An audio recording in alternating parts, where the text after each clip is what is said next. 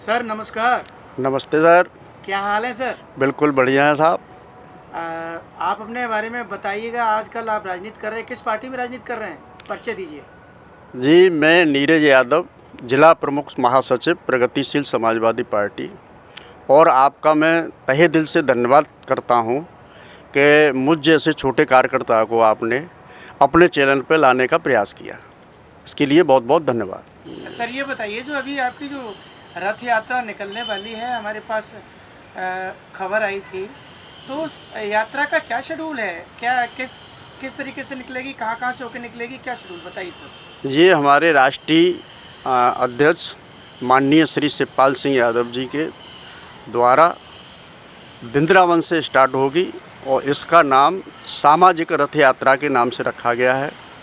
और बिहारी जी के दर्शन करने के बाद हमारे अध्यक्ष जी उसको स्टार्ट करेंगे। वृंदावन से मथुरा आएगी। मथुरा के जिला अध्यक्ष और वहाँ की जो पार्टी ने जो शेड्यूल बनाया है, उसी के हिसाब से हमें आगरा तक चलना है। और आगरा में राष्ट्रीय अध्यक्ष जी का नाइट स्टे होगा। नाइट स्टे के बाद सुबह आगरा 10 बजे से फिर स्टार्ट होगी।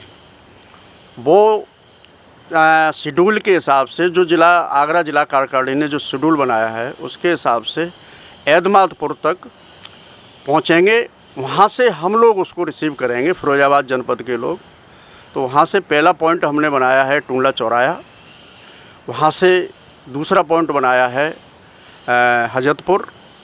उसके बाद बनाया है बच्चू आश्रम। इसी तरह से अभी हमारा पूरी तरह फाइनल नहीं हो पाया।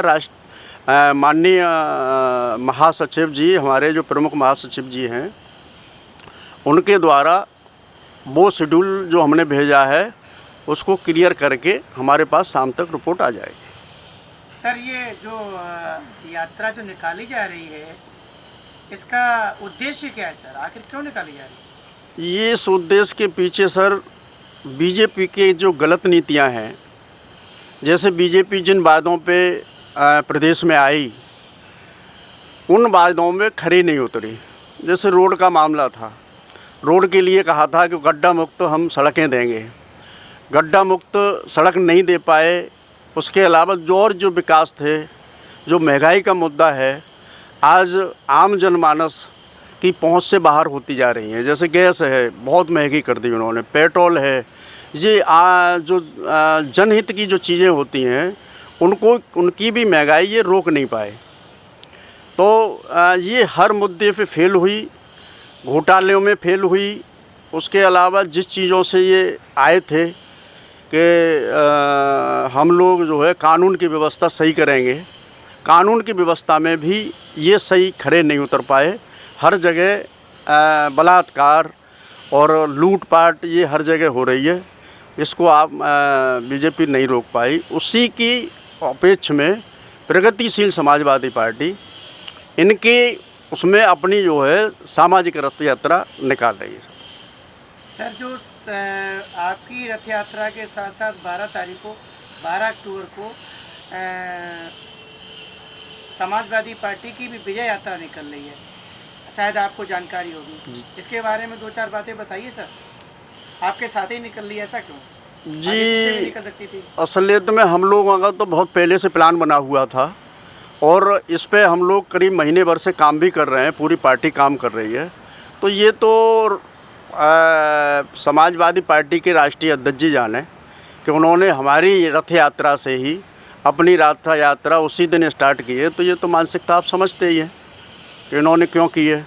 मगर हमारा उद्देश्य किसी को देख के कोई काम करने का नहीं था। हमारा उद्देश्य जनता हित में जो हमें काम करना था, जनता की जो समस्याएं थी उसमें धरातल पे लाने का जो काम था वो हमने किया है। यदि आपकी सरकार बनती है तो आप क्या काम करेंगे? अगर हमारी सरकार बनती है तो हमारा मुख्य उद्देश्य किसान, मजदूर और नीचे का जो वर्ग है और व्यापारिक स्तर पे जो सुविधाएं हम दे सकते हैं, जो हम लोगों ने शेड्यूल बनाया है, इससे बेहतर देंगे। और अगर हम लोगों की सरकार बनती है तो जिन मुद्दों पे बीजेपी फेल हुई उन मुद्दों को आगे लाने का प्रयास करेंगे। बहुत बहुत धन्यवाद सर, आपने चैनल को जो समय दिया है इसके लिए आपका मैं तहे दिल से शुक्रिया अदा करता हूँ सर। जय हिंद। जय हिंद। धन्यवाद, बहुत बहुत धन्यवाद।